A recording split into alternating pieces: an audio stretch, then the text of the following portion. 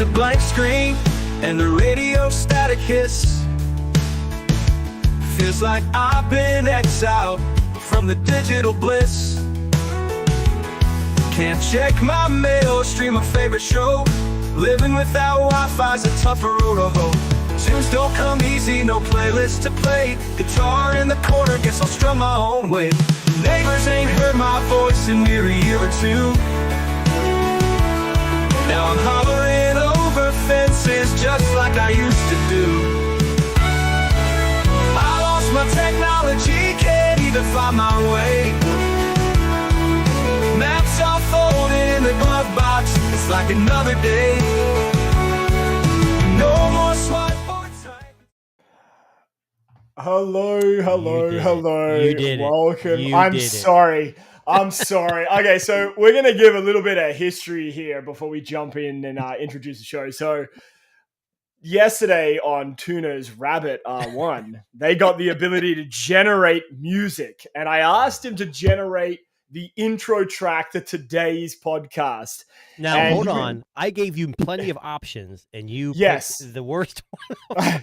Listen, the country vibe sang to me, man. I don't know what it was. There was something there about the intro. There's some issues with that connection, making the AI music, but my daughter wanted me to make a pop song about unicorns vomiting rainbows.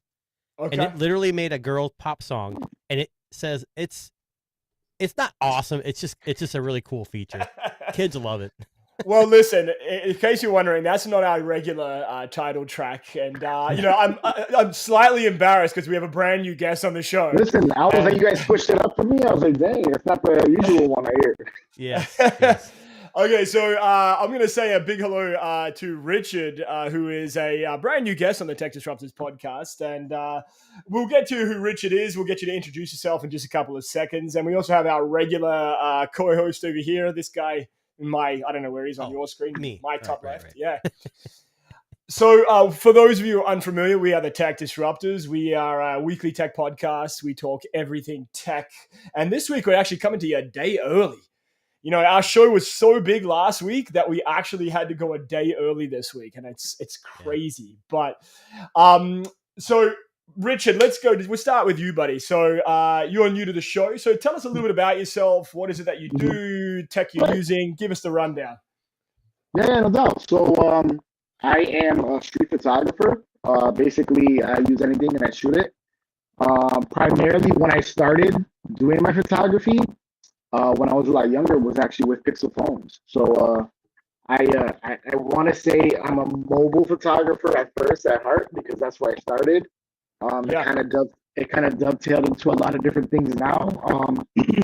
But yeah, my first ever device that was Google related was the Nexus line. I was big on the Nexus line. I think my first one was the Galaxy Nexus, and then from there it just went on into its own thing. I would always be looking at the next features, which were always first camera related.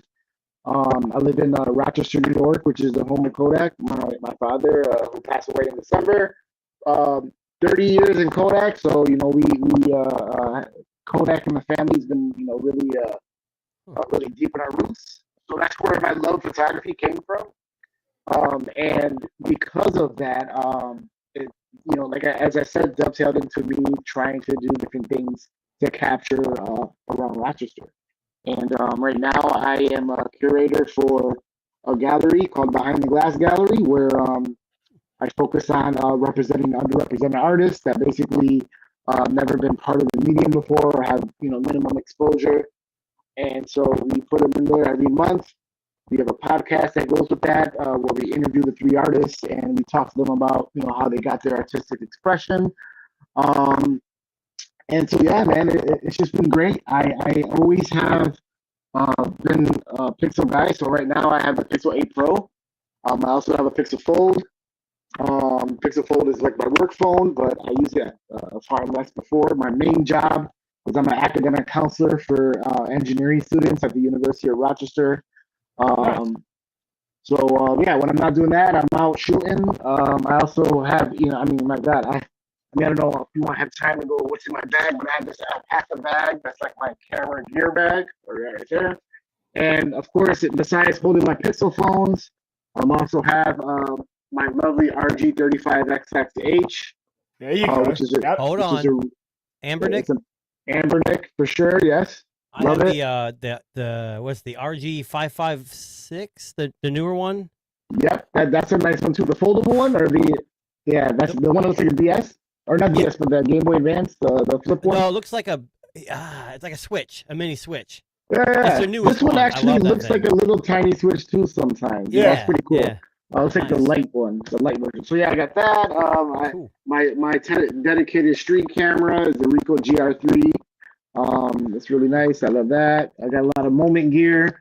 I actually used a lot of moment gear to capture a lot of anamorphic still. So, moment in their infancy were really big on mobile photography. So, I had a lot of lenses for my Pixel phones, and of course they give all the love to the iPhone. So right now, they're very limited in terms of what they feature for Pixel devices. It's more catered towards iPhone, but I side-loaded their Moment app, and I use it sometimes to capture with my anamorphic lens that I have.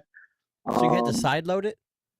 Yeah, they actually cracked it. They're somewhere on Reddit. They cracked the Moment app to have it still work because they stopped supporting it. They actually have a Moment app for iPhone still, but from what I recall when I talked to them via email, because I was an influencer at one point for them, they said they stopped supporting it because the sales weren't that big. And because of Android defragmentation with apps, it was hard for somebody to be dedicated to try and develop these apps to keep them going across the Samsungs and the now nothings and now everything else in terms of the Pixel as well. And so that I would use that and still use those lenses for mobile photography. Yeah, that's pretty much it. I mean, now it's on the schedule for me to get on the podcast has always been tough because the tail end of the week on Thursday and Fridays I'm pretty busy with the gallery and other events that I got to go to. I actually just did 2 installations for 2 shows from my own work at a local coffee shop and also at another gallery literally just yesterday. So when Darren reached out and said, well, tomorrow work, I literally was like, I'm clearing out the rest of the week already. And this worked out, man. So I'm glad I was able to jump on today.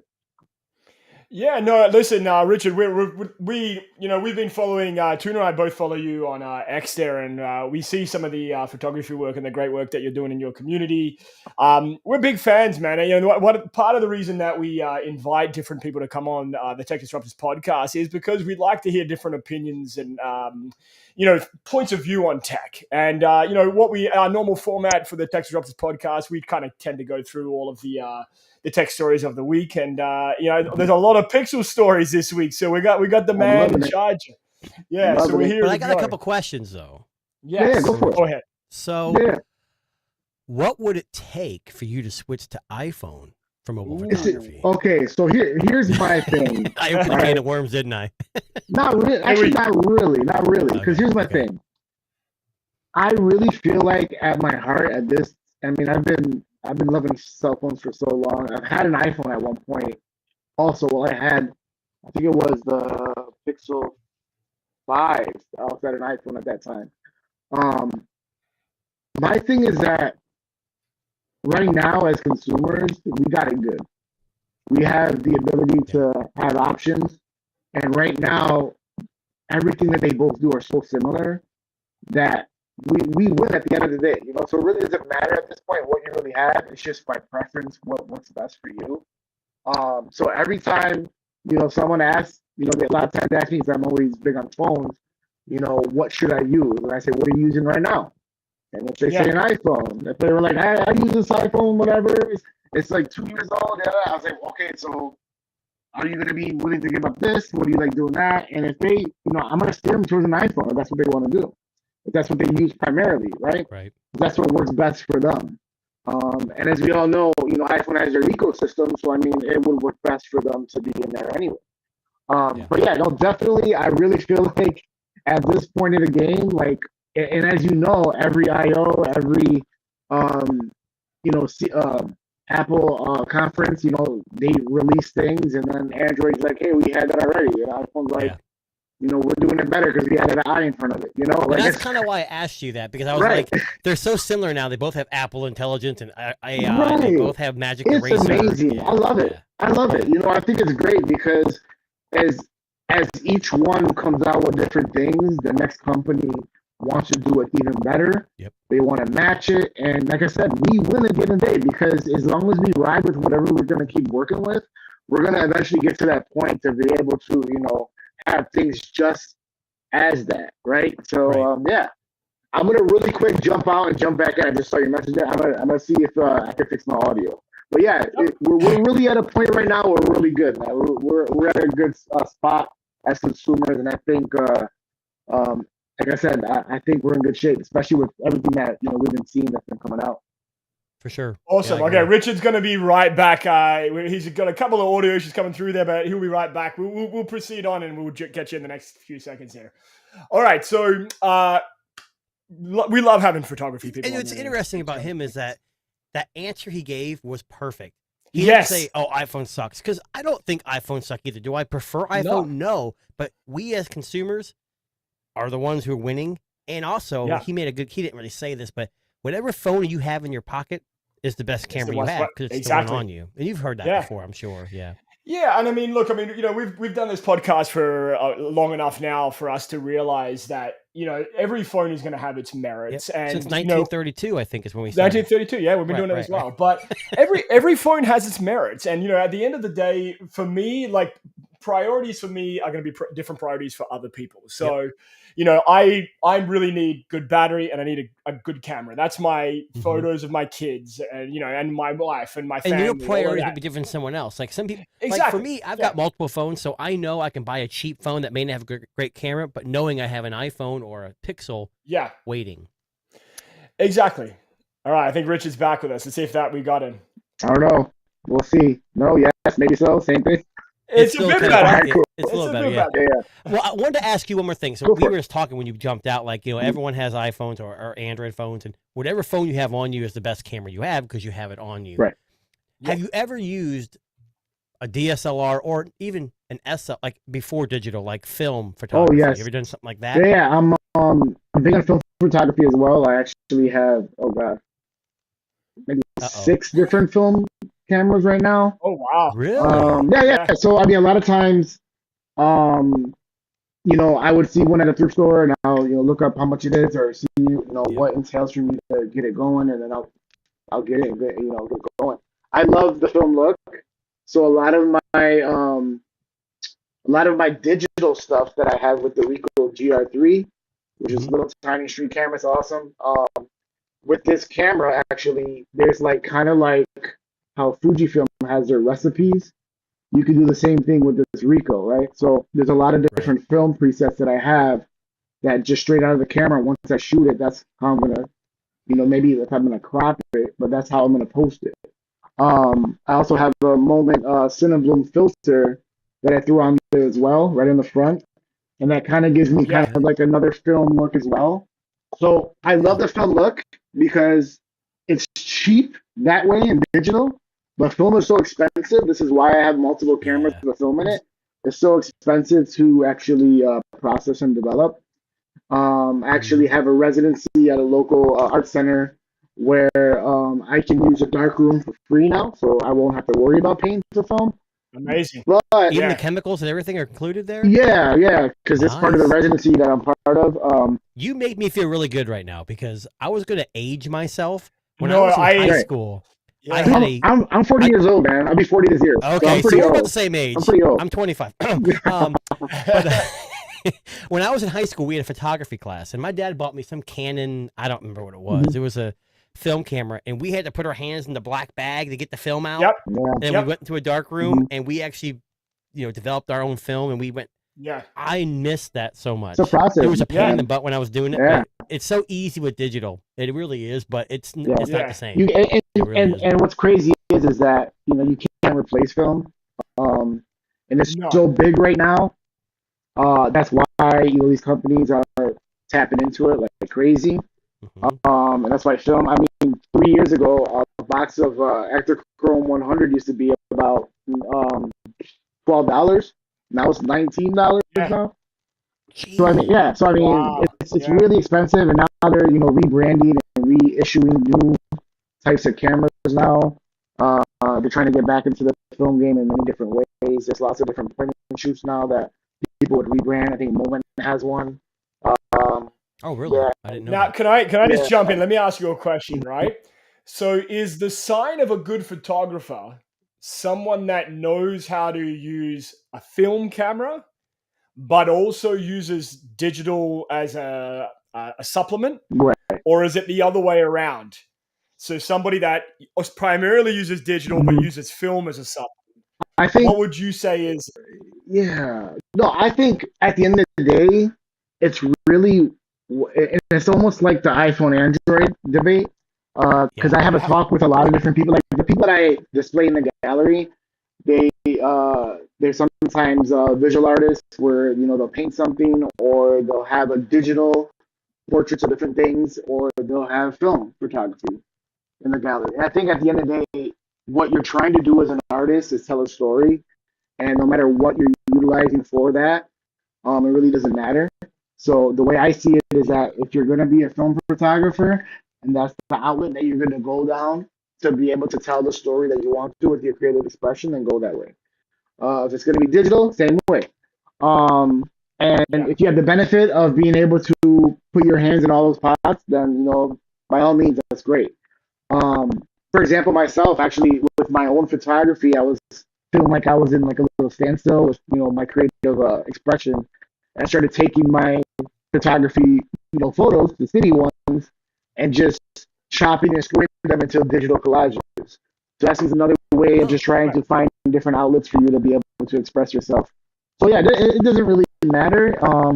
There could be some people that are still out there, and they are, and I see them online where film is better than digital. I mean, at the end of the day, as long as you're being able to again tell something that you were trying to portray at that moment with your art, then that's all that matters. You don't go to somebody's house and say, "Wow, this meal is so great. What stove was this cooked on? Was this a Samsung stove? Was this a Samsung stove?" Like, no, you appreciate that meal. You appreciate what you got, the flavors and all that, and the presentation. And that's really all that matters. If someone said, "Hey, is that a Samsung photo?" They're not real. Who cares who did it? Yeah. Your art medium is your medium. You pick what you want and you run with it and be creative. That's the impression I'm getting from it. Yeah. For sure. And I mean, a Samsung stove is just going to blow up anyway. Probably, yeah. Talk about art, though. You haven't seen Darren. When you give him finger paint, he can paint a mad stick figure. Oh wow! Yeah, crazy good. Yeah, dude, that's what's up, man. That's awesome. So, I want to kick things off today with a story that caught my eye, and this was actually just minutes before we went on air. So this is wild. I gotta say that these are some wild stories. I looked at the links and I already have them up on my browser. I'm like, oh my freaking God. Yeah. So Richard knows what's coming, but I'm going to start with a country you may have heard of, little old country called Japan. So I saw this story today, and it made me laugh because I didn't realize there was anybody in the world who still used floppy disk for anything. Oh, I do. Every day. Well, yeah, I mean, but that's Wolfenstein 3D. I got to play it every morning, so I got to use right. So basically, Japan's government has given the final kibosh to floppy disks being used, especially in government agencies, which makes me laugh. Wild. That's wild. Yeah. Oh my God. Now, like, you know what's crazy about this, and this is what gets my attention. Is this Japan's way of staying secure? Because they're totally fucking floppy disk oriented. There's no way for you to unless you steal the physical hardware, there's no way to access that data. Right. Are they just ahead of the game? Have they gone full circle? A floppy disk, if you don't want someone to access it and you won't get rid of it, you burn it up. Right. Well, you burn it, yeah. No, but what I'm saying is, like, they're keeping all this sensitive data, I guess, on floppy disks. They're probably locked away in a vault. Yeah. No one can touch them. Aren't floppies, don't they have like 1.5 megabytes of storage? I mean, they have these extra special like huge like storage one like of the mountains floppy in disks. Japan. If you enter one of the mountains in Japan, it's just full of floppy disks. It is, exactly. It's just a file after filing cabinet after filing cabinet of things. That's crazy. Damn. Now, for I'm assuming it's probably documents. I'm not imagining they're storing photos or large data on there. But I mean, fuck, the nuclear codes on a floppy disk locked away in a vault somewhere, that's not a bad idea. There's no way that shit's getting hacked. You know, it isn't. So I don't know, mate. I saw this and I thought to myself, either they're really behind the game, which would not be the Japan that we all love and know, or they're going, yeah, we've come full circle and we've But come if you look back. at this article, it says floppy disks, fax machines, CDs, and mini disks. Who that? I mean, mini disks. Maybe they are. I mean, I think maybe they're onto something. You know, I mean, if you look at it, you remember Avengers. What was it? Infinity. Yeah. Infinity. No. The second one, Age of Ultron, right? Yeah. And they were trying to find information on Ultron, and they were trying to be off the grid. They had all these paper boxes of these files and shit. Hey, and I'm just saying, I like maybe that's your thing. I don't know. Yeah. Huh. Here at Tech Disruptors, we leave everything on not the 3.5 inch, the 5 1/4 floppy. Yeah, the bigger one. That's bigger one. Yeah, no one's gonna access that stuff. Oh my god. I'm not gonna lie. I actually just upgraded to Laserdisc. You know those. The record style. Those are nice. ones. Yeah, I know. Yeah. It's brand new. You're sitting right next But to your anyway, beta, I saw your this. beta tapes. Next to your beta tapes. Yes. And Yeah, in the back, underneath this cabinet here. Yeah. Oh my god. Now, speaking of mini disc, because I saw a mini disc in there too. So I don't know if you guys remember this, but a few years back, there was a big push among the audio community for people to download MP3s onto mini discs and buy these, very cheap mini disc players, because the audio transfer, the quality transfer was so good. Because the one thing, I don't know if for those of you who don't remember, but mini discs could hold, I think it was something like 2 or 3 times the amount of audio data besides a CD. So this is actually, CDs were still around at the same time. So a lot of people were putting these audio tracks onto mini discs because the audio playback on a mini disc player was so good. Now, again, it's a crazy concept that they still have these around over there, but you know what? I get it. I like it. I dig it. Now, Tuna has a lot of things saved on floppy disk at home. We won't talk about that. All of his OnlyFans email subscribers. He just keeps a list. One Excel document. That's all it could fit on there. But one wrong person, I'm leaking it all. Yeah, he's leaking. I'm gonna mail that floppy disk out to the world. Now, okay. Use it. Now, legit question. Let's say hypothetically you had some crazy data on a fucking floppy disk. Now, okay, who do you send that to leak that? Who has got a floppy disk reader in their right mind? You'd be surprised. There's a guy on YouTube. I don't know, LGR. Yes. Yes, he specializes in retro wood grain. He makes all the old PCs from the 90s. And he's always got a floppy in one of those damn things. So I'll the guy. Send it to him, and he will help me facilitate that leak. I love it. I love it. Now, Richard, Dan just joined us. How you doing, Dan? Richard, I wanted to ask you a question. So one of the running segments we have here on the Tech Disruptors podcast is looking at robotics and how crazy robotics is getting. Yeah. And over the last couple of months, we've been seeing more and more robotics demonstrating crazier and crazier kind of technology. We had one robot that was had a brain powered by ChatGPT. So it was responding and interacting in real time. We had a robot that climbs trees. Smiley face. Yeah, we've had a human skin replica that smiled. That was last week's show. Yeah. I saw that. Oh god. I think we've hit. I know I say this every week, but I think we've hit peak crazy robot tech. And I don't know if Tuna's seen this yet, but I'm gonna show him. I have not. I read about it, but I haven't seen it. No. Yeah, I haven't seen the video. I just read it too. I want you to just take the headline in. You know what I'm happy about this is not a kid in a wheelchair getting pushed down a hill.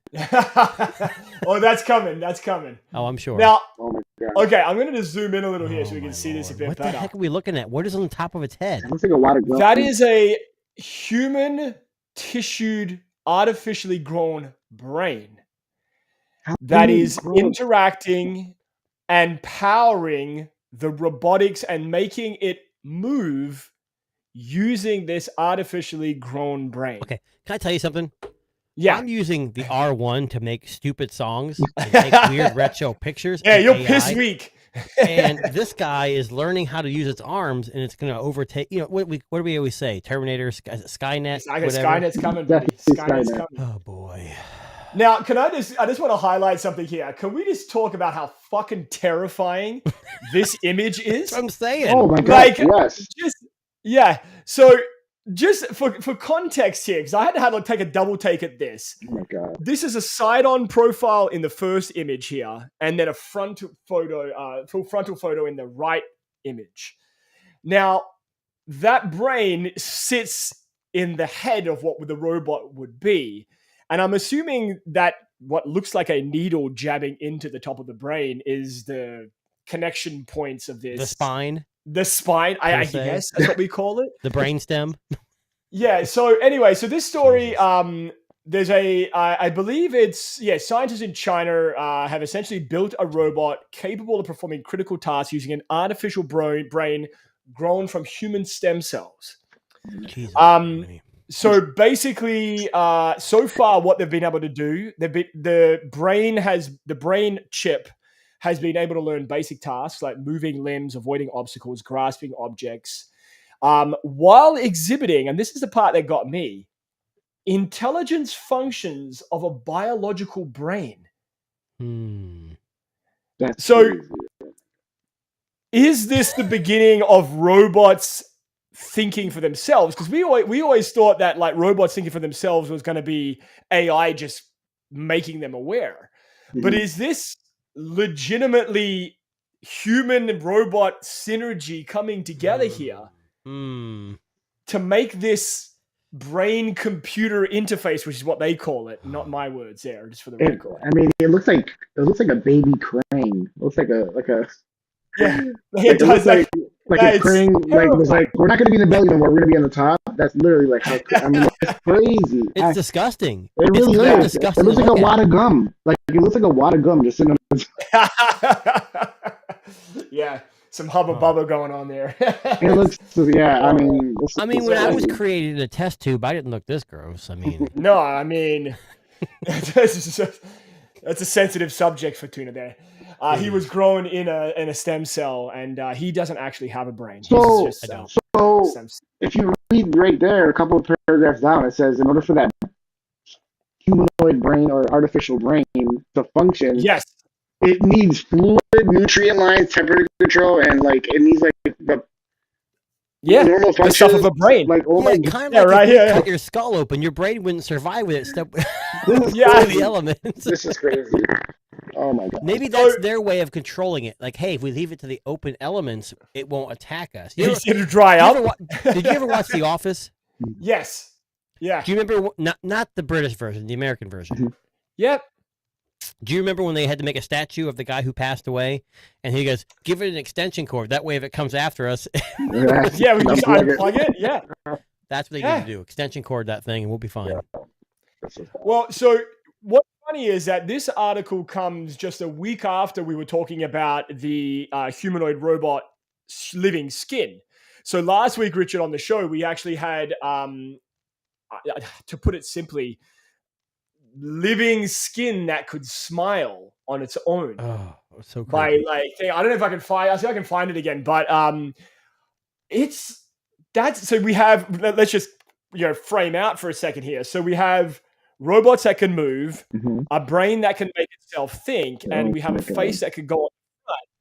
Like, it's a scary thing, man. This is like, I know we talk about this a lot on this show, and for those of you who've been watching and listening regularly, you will know we've been talking about robotics a lot this year. But from January to June, just in that 6-month period, there's been crazy advancements in the world of robotics. Well, do you think it's crazy, like advancements? I mean, it is, but or is it just the world's AI is the hot buzzword, and now we're just hearing about it? Social media. These companies have worked on this for a while. Now all of a sudden, like, hey, everyone's talking about it. Let's get our name out there. Could be that. I mean, I mean, either way, it's scary. That is great. Well, I mean, that's the article from last week. I don't know if Richard can see that there, but this is skin that smiles on its own and has, for some fucking reason, creepy eyes. But we won't go into that now. But yeah, so again, this is a very interesting and lovely world that we live in today. But it's like Amazing World of Gumball. It looks, exactly. The gumball brain's already there. This just looks like chewed up gum. This is part of the challenge, part of where we're at. All right. Anyway, moving on from the craziness of robotics. That shit just gets in my head. And I'm hoping you lead back into something that we talked about earlier. Not Nexus phones, but maybe a Pixel. A little whisper told me that there's like some Pixel devices coming out. Well, let's talk about it. So this week we got a Pixel leak, but we also got a video leak. Now this might be breaking news here. Google Pixel I love the voiceover. So this is hold on, Richard. This is you probably know what this is. Do you like the color and the design? All right, or both? I love the design. I love the color. Yes, I love both of that. I feel like we need to do more things like this. I'm really vibrant. I was a fan of the Pixel 3 XL having the neon orange button on the white. I had the white 3 XL. I think it was also the 3A that had the green, I think, neon button. But I love like bright, vibrant things. Anytime I can get an odd color, I get it. Because I'm on AT&T, I only was able to get the Black Pro. But I mean, that pink is pretty nice, which tells me that hopefully they have a really nice green. I really want like a mint, I want like a hunter green. Like I remember, more bold, right? Yeah. Like I think it was, I can't remember how many iPhones ago it was, but they had like a really nice color green iPhone. Maybe it was a 12, I can't remember, but it was really nice. Yes.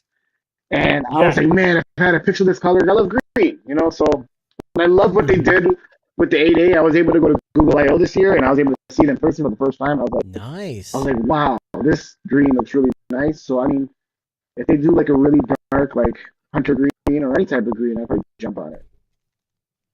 I mean, so I love how they describe this color. Sorry, Jason. Pepto-Bismol.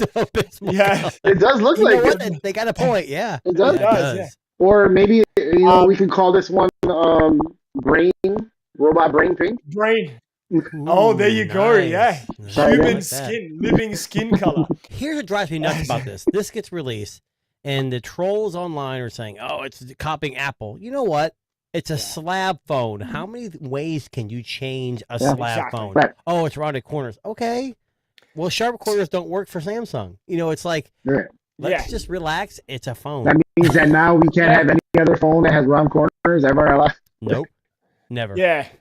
We're done. Well, so I know, Tuna, you're not a big fan of the color, and I think we were talking just before we went on air. You're not a big fan of the color. Personally, I think it's a good move for them to make bold colors for the public. Mm-hmm. Me personally, I wouldn't own a pink phone or salmon color, whatever you want to call it. Yeah. But I like Richard's point where if they have like a hunter green and they were experiment every year. They experiment with one. Honestly, crazy color. I want panda back. Yes. Black and white. Yes. Yeah. I want to see a panda color. The 4XL. You know what I would love? 4XL was so nice. They had the orange button with the black and white. I looked at the sides were black, matte. It was like, oh god. Yeah. The 4XL was a beautiful phone. It had a lot going on. Yeah. Now, I'm not a colored phone guy. I'm a black and white kind of guy, and I'm okay with that. I've accepted myself. But I will say that the design is very familiar. But looking at this image here, and I mean, we don't have the unit in our hand. Google, we're here. But that camera bar looks fucking enormous. It does. It looks enormous. But here's the thing. It looks thick. That's a pixel. You look at that and Yes. you know it's a Pixel. Yeah, we know the It's design is Pixel. It's an 100%. iteration of that visor, and I think they're smart to keep that. You know, how many years for Pixel from 1 to, what, 6? Yeah, it was the same 5. design. They kept changing things. It was plastic body, metal body. Yeah. And they were trying to find their identity, and I think that they're working better this way. Right. I like this look. What I'm really excited about, and maybe you guys aren't, I'm sure Richard is because he's using a Pixel Fold now, and I still have mine. The Pixel Fold, what is it, 9, whatever they're going to call it. 9 Fold. If they can get, Pixel Fold's got good cameras, but if they can put better cameras equal to the 9XL, whatever they're going to call these, I'm It down. has to. It has to. I mean, what's crazy is that we're talking about the Pixel, the Fold right now, and I don't know if you guys can see it, but my camera's flickering.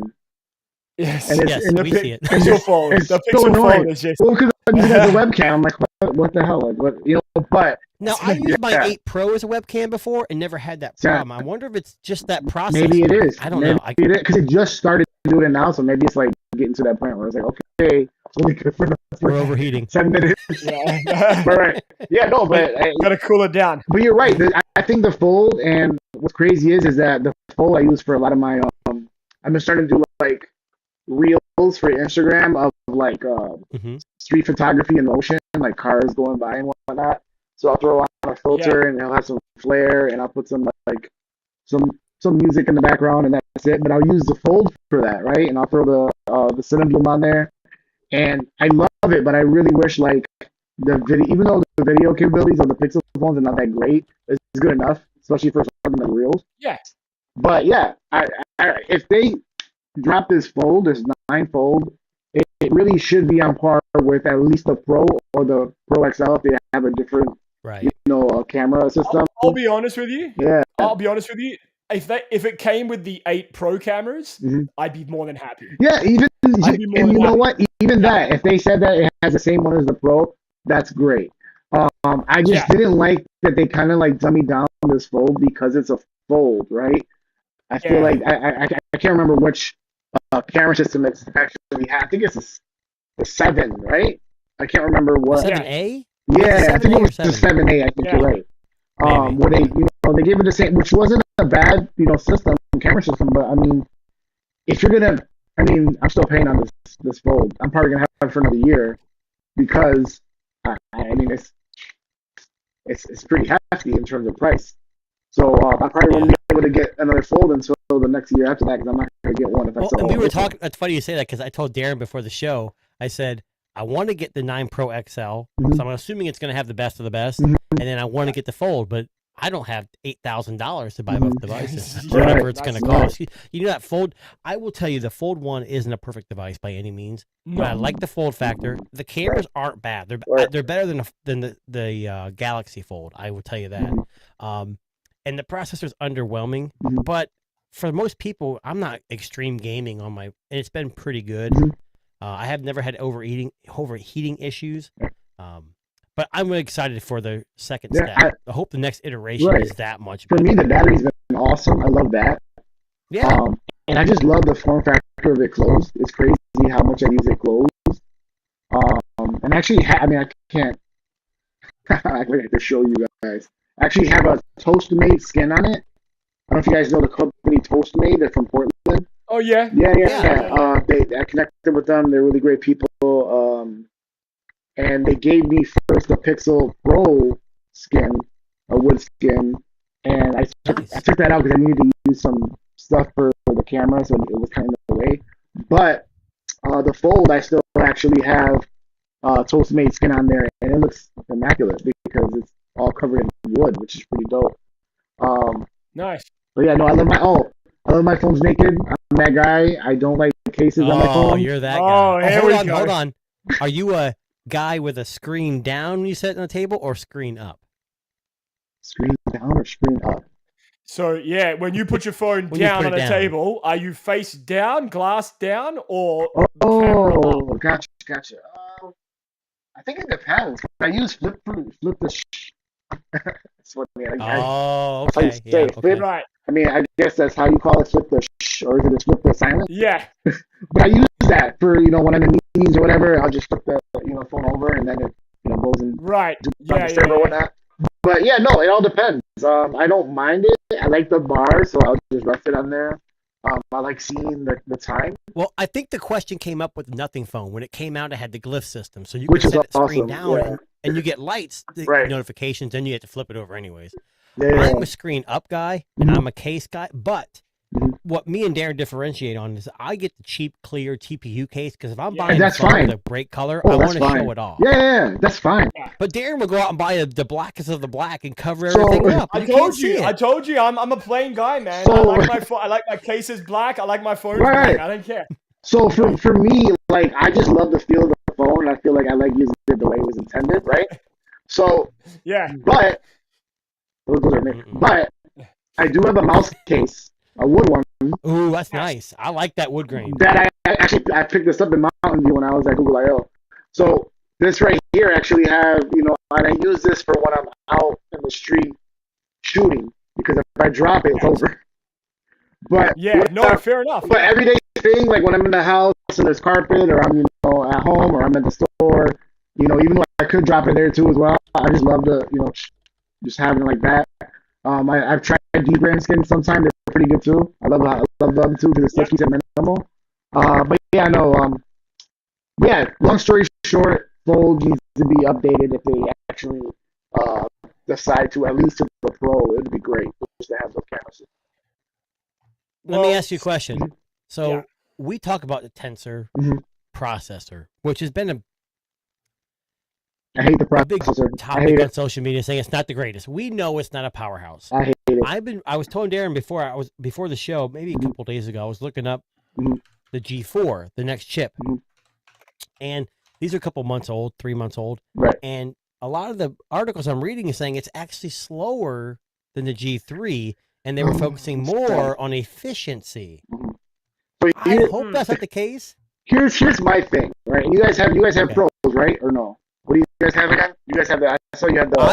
I used to have an 8 Pro, I sold it, but I had Yeah, the me Pixel too. Fold. Got you. Yeah, I had the Pixel So- Fold, and I have this is a Vivo, so it's not even sold here in the US. All right, it's so like, no. so photographer guy, right? Here I am, right? I'm gonna take a picture with my Pro, right? Which takes amazing pictures, by the way, even at nighttime. Yes. So I'm gonna take a picture right now, boom, and when I go to my gallery to look at that picture instantly, I don't see it yet for a whole nother maybe 20 to 30 seconds.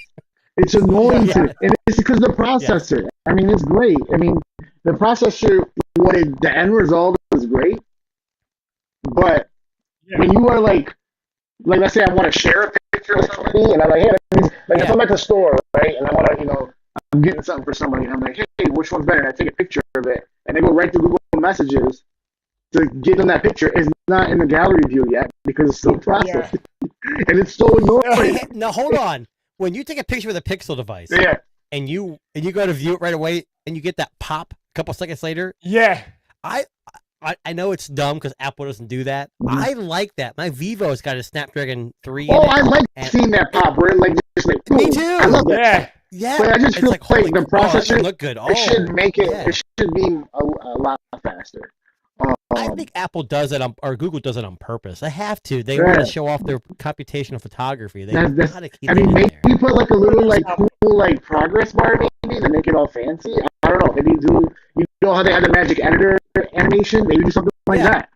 that, so that we can see something while we're waiting for it. But it's actually more the issue I have mostly is just when I have to share the picture and I have to take a picture right away and do that. It just takes so long to find that picture in the gallery. Right, I get it.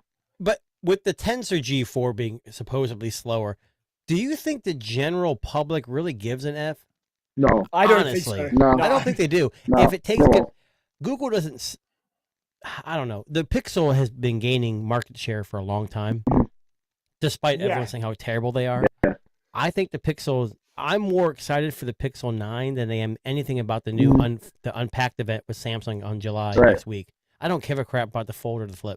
I mean, Honestly, they're 'cause even it already doesn't- talking about the 10 now in terms of their processor. How it's going to be a whole I other. know, because they're switching to TSMC Right. or whatever for Yeah. And it's like, oh my god, let us have the 9 and just. They got to keep the hype train going. That's how they make money. Come on. Oh, I didn't see the price for this folder that you just popped up. I didn't know it was that much more. Oh, Same price. God. I Jesus, thought it was actually a little they bit need more. to lower it. My God. So okay, just to sorry I to blame ruin everybody's- Samsung. I blame Samsung because they started it. They started it. Yeah, They, fucking Samsung. But Samsung, when They they started first that came out with the price. Fold 1, yeah. it was like, what? Was it $19.99 or something? And Yes. it came with a Yeah. ton of free stuff because I got it. Yes. Yeah. It came with everything, Yeah. but they had no other competition, so they could do whatever the hell they wanted. That's But you've got but OnePlus. you get people all these other buying it. companies. You get people that buy it, and then these companies say, "Oh wow, people are buying it. It's okay." Listen. Now Yep. hang on a second. So I'm in Uh-oh. Toronto. So Oh. $17.99 US is like $8,000 Canadian. Yeah. So Yo. It really is. this shit was already. Now, this is a true story. So the original Pixel Fold didn't get released in Canada. Oh wow. Okay. I had to buy it off a third party, someone that imported it from the States. Mhm. When I bought it from that person, I paid $2,500 Canadian just because I'm a big Pixel fan. I love Pixels. I wanted to see the form factor. So I spent $2,500 on a used phone from another person who bought it in the States and imported it into Canada. Yeah, but Darren, you're like a bad politician though, because I you fucking hated it suck. and you loved it. You hated it. I and you do. loved it. I dug He went back and forth. Yeah, I do. Listen, I love the form factor. It pisses me off they're going to change that. I think that's a mistake. How much does it change though? It doesn't look that much different. Apparently, it is more square ratio, is what I read. I think I saw See, that too. that's why I didn't like the OnePlus. I didn't Yeah. like the square look. I like the widescreen when you So open this one's more in You line feel with like you have more real OnePlus, I estate. think, right? I think it's almost Right. very similar to OnePlus. I'm going to say almost the same dimensions, is from what I can The understand. OnePlus is a fantastic folding phone. I It just don't is, like yeah. the screen ratio when you open it. I like the Yeah. widescreen look. It's like Yeah. Samsung. It's like it was a weird aspect ratio when you opened it. But Yeah. the Pixels seem to be the perfect, I guess, marriage between the two. I mean, look, looking at these specs that were leaked this week, price is the price, but Tensor G4, it's the same modem, or maybe the next iteration of the modem, Next which iteration, I fucking I believe, hope is yeah. better. It Yeah. better be better because mine was Better sucked be. ass. Better be better. So 6.29 outer, 8-inch inner, so it's a square. It's See, 4x4. I don't like square Yeah. devices. That's why I don't like iPhone. I will They were always say that I square. really hope that they fix the. I mean, I want to say that it kind of was. I mean, I don't know if it was not a feature or not, but just the hinge, I think needs to be a little bit better because for me, Yes. it annoyed me that yes, when you open it, it didn't open fully flat, and you had Yes. to give it a little bit of. But it just annoyed me Yeah, that and you had you to were do scared. that. Right. That I'm I gonna was like. like, it's gonna break the phone. Right, and who wants to open up the fold and just and have it like a book? Like I Well, want it to be flat. Before I bought it, I watched the reviews and I'm like, oh man, that's petty, first world Right. problems. Then I got it, I'm like, Yeah. it is kind of a weird thing. Yes, exactly. Yeah. I didn't think it was an Yeah. issue either, because I remember I think I saw MKBHD's review and he was like, yeah, Yep. It's go flat all the way, but you just give it a little more push and then it goes flat. Yep. And I can't recall if he touched more on it, but like when I had it, that was my biggest thing because I was like, why do I always have to like give it a little Yes. bit of extra Yeah. Yeah, just to get it push, yeah. flat? Like if I'm watching a video, YouTube or a movie, and I'm playing, I'm gonna actually always afraid I'm gonna snap it, But yeah, I just hope Well, they here's fix what I that will hinge. say. It's an expensive phone, Mhm. potentially. This is a leak. But I Mhm. got two solutions for everyone listening and you guys as well. Obviously, Yeah. there's Google Credit if you want to put it on credit. For sure. Or we, as humans, have two kidneys. We can sell one. Listen, I got a better solution. Oh, here we go. We're going to ask all of our supporters on X to donate money so that we Okay. can go and buy it. And then we're going to return it 15 days later and pocket the cash. We'll promise you guys tons of videos. I love it. Yeah, we promise. We'll do lots of videos. But I'm not touching this anymore. I know we're not going to go back into this, but you may know who we're referring to. That's if you are 3,600 already for both. Yeah. Well, we don't know what's the Pro XL it's supposed to be. 46. Like, I'm going to say $12.99. no way. Yep, I'm going For to a call it right slab now. phone? No way. $12.99 for the Pixel 9 Pro XL. I was hoping it was like $5.99, $7.99, and $9.99. No way. I think $12.99. I think 10. I'm gonna say 10 $10.99 because that's what the 12 Pro was for iPhone. Okay. And Are you going to be mad if it's $10.99 for 128 or 256? See, I don't care for the storage because Me neither. I don't care either. I don't even know if people care anymore because like everything for me is like I have Google Storage. I have that Gemini $20 shit they talked me into, which I now love. Which I use now to come up with witty emails for students when I need to have some help with some Gemini. Nice. But yeah, no, definitely, it's good. I definitely think it's gonna be maybe $10.99 for the Pro XL. So you know what we're gonna do, Richard? When these finally get released, we're gonna get you back on the show, and we're gonna see how accurate we were. Yeah, I think. I think maybe $10.99 for the XL Pro, right?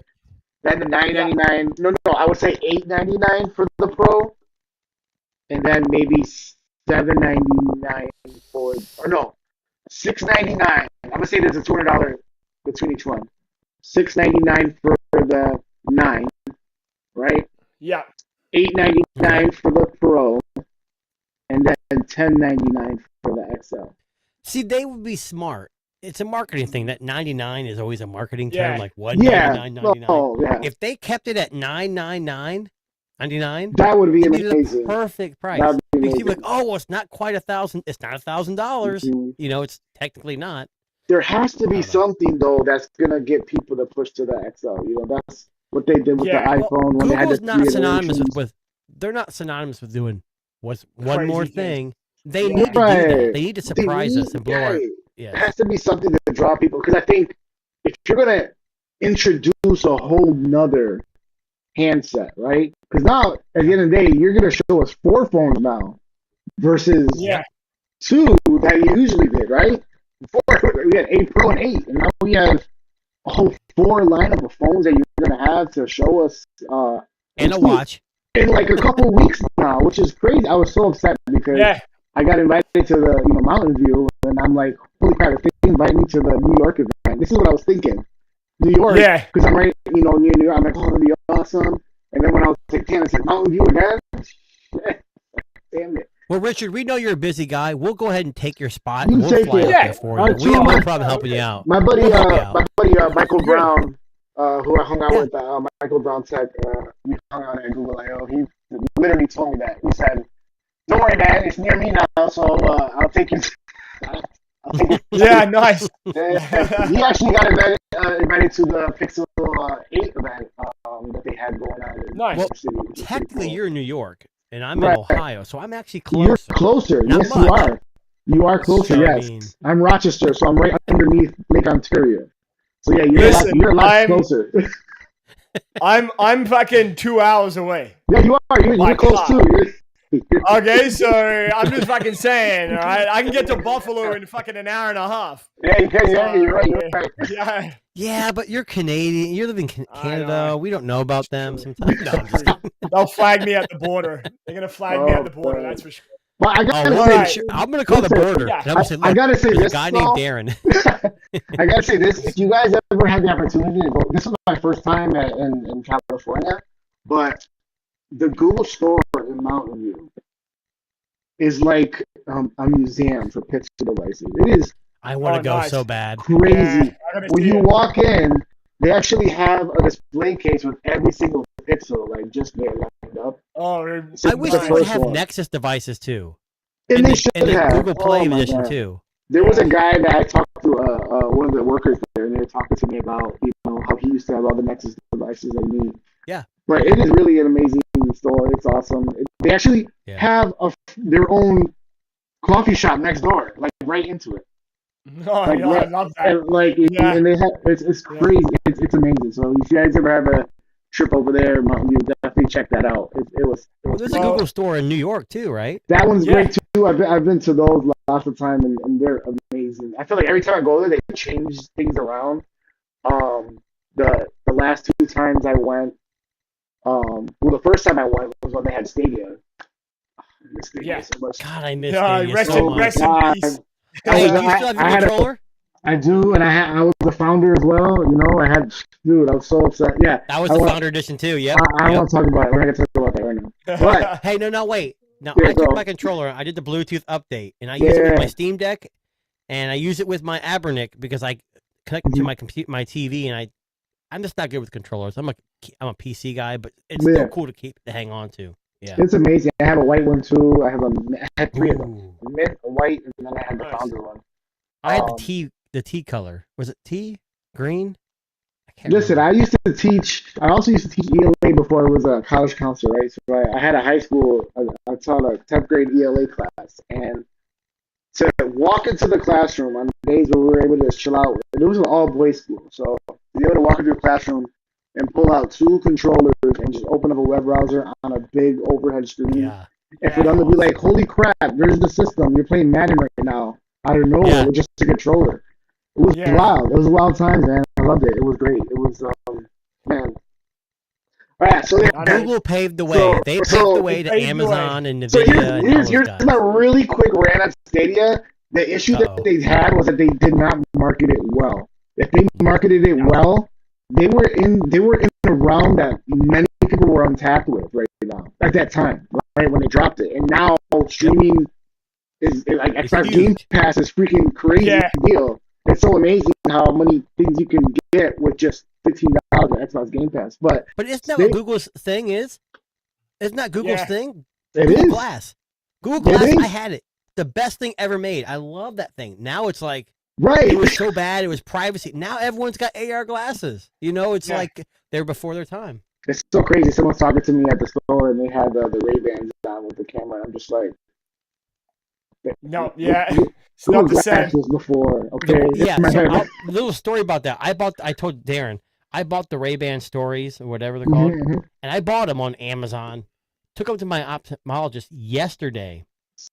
Got my eyes checked. They go, you don't really need new lenses, but I got these new frames. Right. My they called the lab and they refused to put lenses in there. The only way I can get lenses put in there, prescription lenses, is if I went through Lens Crafters or Ray-Ban. Well, I've got a weird prescription. Ray-Ban doesn't even offer my prescription. And Lens Crafter wanted $888 with the lenses and the frames, not covered by insurance. So I said, you know what? Wow. To have some speakers in my ears and a camera, not worth it. I'm good. Wow. I'm not doing it. You know what you need they're going back to Amazon right now. You know what you need? You need that free healthcare over here in Canada, buddy. Here we go. I walk in there and walk. Don't get started on politics in this thing. I know I won't. Listen, I'm originally from Australia, so anything I get while I live in Canada is a fucking bonus here too. Because in Australia, it's pretty much the same. So, okay. So last story, really quickly. I know, Tuna, you've been following this religiously, and while we're on the subject of phones, we're about to get a very interesting phone head our way this week. CMF. So CMF, which is the sister brand to Nothing, they've given up the goat. They basically fucking dropped the leaks and just gave up all pretenses and leaked pretty much everything today. So we get our first look at what the phone looks like. Very iPhone XS reminiscent. Yep. Mm-hmm. I have a few words to say about this. Do. I dig the mechanical industrial styling. That I like. I feel like that's a nice grippy texture too, which I also like. I like it too. And a flat screen. Can I tell you something? A curved screen, yeah. Every Sunday, there's a live stream by the Nomad Tech Project. Yes. Sam and Joe. Yes. Great podcast. And I was in the chat watching, and I mentioned this phone, and Sam made a comment. He's like, who the hell is going to buy this in the U.S.? And he's got a great point. Yeah. But let me tell you, the Nothing One, when that came, which CMF is a subsidy of, the Nothing Phone 1 was a mid-range phone that did not pretend to be a mid-range phone. It was mid-range on specs, but it performed much better. Yeah. What I like about this, it's a budget phone. And the budget phone sector is the biggest way to grow if you're a company. Because, look at Samsung. They're not making money off the S24 Ultra. iPhone's got the flagship tied up. But this is a flagship, a low to mid-range budget phone that's got some design cues that people can like. It's different. You've got a screwdriver that can put, the kickstand on, panels, this lanyard. I don't know what the bulbous case thing is. Something about a battery maybe like a wallet, maybe kind of thing. Yeah. And it's going to be Nothing OS. And Nothing OS is not. At first, it was just an overlay, but they've really come into their own, and it's not a bad device. And if it's $250, $300, which is what I'm it's 100% down be. for this. Yeah, seriously. But it's not coming to the U.S. Me and Darren fight about this, and Richard, maybe you care, maybe you don't. I don't think this is coming. I think it's going to be India and UK mainly. Yeah, I think you're right. I think it's going to be that as well. It's crazy how much in the span of a year and some change that CMF has blossomed. I mean, I left my Pixel Buds Pro on the airplane in Mountain View, and then I was on the fence of what my next, earbuds were going to be, and I was going to get the CMFs. I saw great reviews on them, and I ended up getting the new Nothing A buds, which are great. You got the CMF Buds Pro? Yeah, I was going to get those Pros. I have those. Are they good? For $39. Right, for $39. They are the best buds I've ever owned, honestly, hands down. That's crazy because I got these A's and they're really nice and I love them. They sound great. They actually sound better than the Pixel Buds Pro. Pixel Buds Pro to me I don't like. But yeah, no, I love the design and the sound of these are really great. But I was curious because, like you said, for $39, I mean that was looking pretty nice for me to replace the Pixel Buds. Yeah. Well, think about it. You have no money or little money, but you want to stand out. Right. CMF and Nothing have you covered. If you have a little more money, you can buy their Nothing line, and you get a glyph system. If you have a little less, something that it's got a distinctive look. It may not be a powerhouse, may not have the best cameras, but it's going to be. The Nothing phone has never been the greatest camera in the world. But they're good enough. And like we've talked about before, the phone you have in your pocket is the camera that you're going to use. Right. And I think what's good is that it gets people talking. So if you walk around with the phone with, what is that, like a key lanyard thing that they have at the end? I mean, weird. It's free advertising, it's free marketing. Yes. People are going to talk to you about it. Like these Nothing Buds, like I've had it in my ear and I've had two people come up to you already and like, hey, what are they? They're not AirPods. I'm like, talk to them about it and they're like, they look cool and all that. And then they're like, so you have Nothing Buds? Yeah, the Nothing Buds and then. Which ones are they? You said the 2As? These are the A's. No, I mean, the new ones have that Chat GPT built in. Yeah, these are the ones but that have you have to have a Nothing phone with it, though. Right, and it has the weird. What's crazy is the case looks like a little Tupperware. Okay, so those are the ones that come in a yellow color too, right? Right, and I didn't have it on Amazon. We only had the black. Let me tell you. Let me ask you. They sound amazing, don't they? They sound great. That's what I'm saying. Nothing makes really good headphones. They sound way better than They sound way better than the Pixel Buds, the Pro. Which I'm hoping that they release some new Pixel Buds. So I got the Nothing Sticks, which are basically like the original AirPods that Oh, don't I go was in your gonna ear get canal. those They just kind of sit in. Yeah. And they are my favorite earbuds because they don't stick in your ear so you can hear. Now, if you're mowing the lawn, you don't want to wear something like that because you want to surround yourself with more sound. But for me, I mean, it's Carl Pay. I mean, he's a great marketer. Yeah. And I know Michael Pepper Tech is here in the chat, and he's made some comments that the CMF is like a copy of the Apple iPhone 5C. Everyone copies everyone. It's a slab phone. We're not going to be able to differentiate. But this phone to me is unique because it reminds me of Essential. They got a unique design.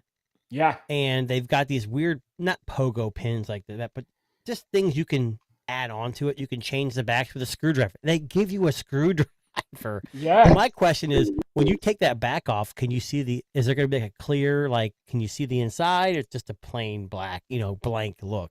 That's what I want to know. You guys remember that modular phone that Google came out with? Yes. The modular one? Is it Aria? That was pretty cool. Yeah, Project Art. Yeah, that was pretty cool. How they did that. That was cool. And then Motorola had that phone too. I was just, you read my mind. Yeah. Like one had slap on backs. Right. One had a projector. It was pretty cool. 10x optical zoom. Yes. I had that. And the projector. That thing was amazing. My kids would love camping in the backyard, and I had that damn Motorola phone with the projector on it, and they watched like a YouTube video. Yeah, they loved it. Yeah. Love it. You know what's funny? Right? I really felt like just like cameras became a standard. I really felt like projectors in phones should have been a standard at one point, where you can actually just project something on a wall. That'd be pretty dope. Like if you want Well, look, there was a phone company that called, was it Tank? The Tank 2 or Tank 3? I had it. It's a brick of a phone. It's like a 10,000 milliamp hour battery. It's got a 720p like projector built into the top of the phone. That's wild. It's not. It's not a phone you'd carry around normally, but it was kind of. I bought it for camping. Like my kids just love to like. You get Wi-Fi service. You turn Netflix on and you can watch whatever. I mean, to think about it, right now we're in the age where we're able to cast things to people. Yep. I mean, if we had a phone that had a little IR thing where we could just be like, "Hey guys, look at this," and then like on a wall, we're showing them pictures of our kids from, you know. That's crazy. I mean, that'd be pretty dope. I mean, I feel like that should be the new standard coming up in the next couple of years. Throw projectors on these phones, man. Well, I will say this much. I love the industrial design, and I really wish that companies would lean into that a bit more. Like, I think we got to a point where smartphones became so fragile that we forgot that they live in our pockets and they get thrown on the couch and they fall onto tiles and stuff like that. I'm okay with us going back to a more robust design if it means better longevity, more battery, et cetera, et cetera, et cetera. I dig the design. It gives me iPhone. I don't get iPhone 5C vibes with this. I get like 10S vibes. And, from all reports, from what we understand, I mean, this is what the new iPhone camera layout's going to be anyway in September. So...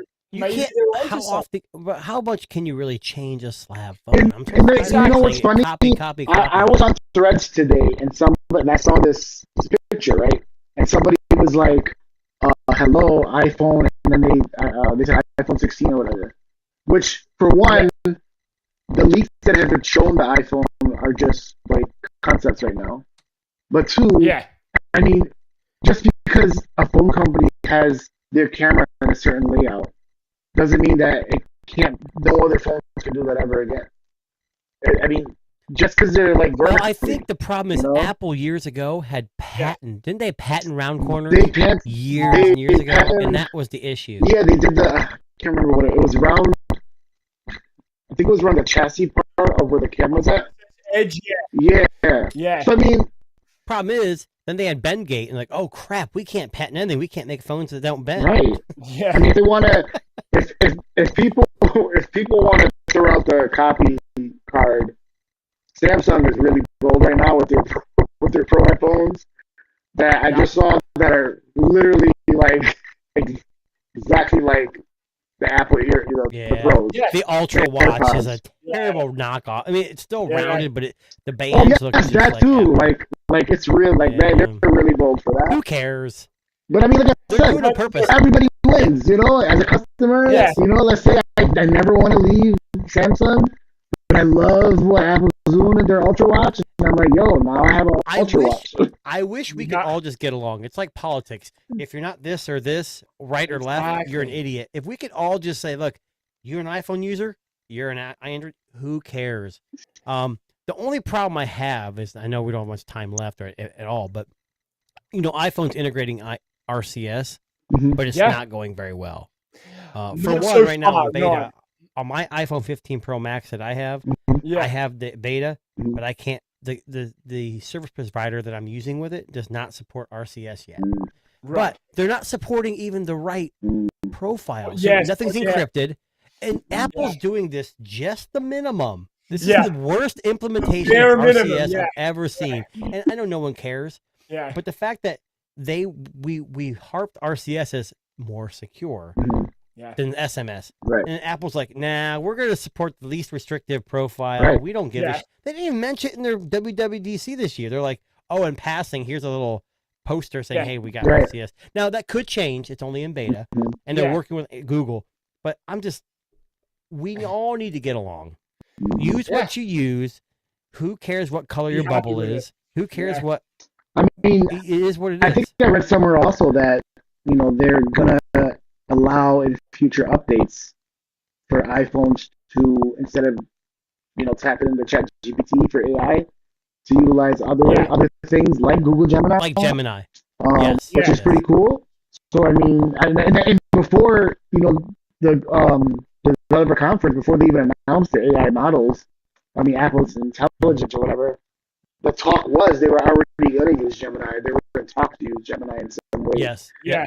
But I mean, yeah, if we could all just get along, it's just crazy. Like, it just got so annoying hearing all the time. And that's one thing, like the Apple versus iPhone debate. The one thing the Apple versus Android debate. The one thing I did hate was always text messaging. It was the biggest thing. Yeah.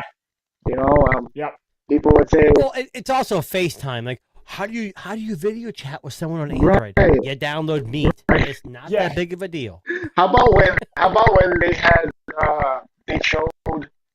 Apple showed in one conference 2 years ago how you can send a FaceTime link to the web interface. To an Android user, but the phone that they use as a model had the thickest bezels in the world. Yeah, it was like a phone in 2015. Had a huge chin at the bottom. You're like, what? Nobody even knew what phone that was. They definitely mocked that shit up. It was like the ugliest Android phone ever. Yeah. Yeah. One of the things we always say is that Apple's marketing machine is always in full force. They are. I think come September, you're probably going to hear a little bit more about RCS. They're going to probably claim they made it, which wouldn't fucking surprise me, and just rebrand it as whatever. Okay, so AI is artificial intelligence. Apple's already renamed it to Apple Intelligence. Yeah. What would they name RCS? Well, what does it stand for? Rich Communication Service? Yes, Rich Communication System. Yep. Oh, I don't know. Ready, they got to put iPhone or Apple SMS, in there. It has to be RCSA, like Rich Communication Systems Apple, or yeah. Who knows? Well, look, I mean, I think as with always, when it comes to a lot of the tech that's come out, the leaks and stories that have come out this week, it only gets more weird and wonderful as we get into July, August, September, and pretty much right to the end of the year. But we have actually run out of time. So, Richard, thank you very much for joining us, buddy. We love your insights. We love all the people stuff you throw out. Appreciate it. And you're welcome to come back anytime, buddy. We would love to have you on. We love having new guests. We love having some differences of opinion and some different points of view. And he is a Bills fan, it looks like, and I'm a Browns fan. So it's okay. There's always back on if he wants to come back. But hey, no doubt. But please make sure you check out Richard on X and check out what he does. He does some amazing things on there, and you can catch Jason and myself also on there and on YouTube. But if you are discovering the Tech Disruptors podcast, we are live on Apple Music, Spotify, iHeartRadio, all the great places you can pick up your favorite podcasts. And we will be back again next week. So this is Darren, and this is Jason, and this is Richard B. Cologne.